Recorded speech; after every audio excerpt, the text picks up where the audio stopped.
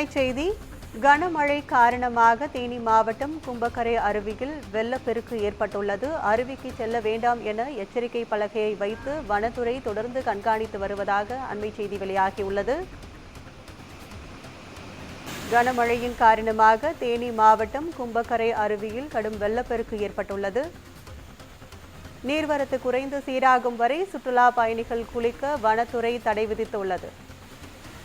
தொடர்ந்து அருவிக்கு யாரும் செல்ல வேண்டாம் என எச்சரிக்கை பலகையை வைத்து தொடர்ந்து வனத்துறை கண்காணித்து வருவதாக அண்மை செய்தி வெளியாகியுள்ளது.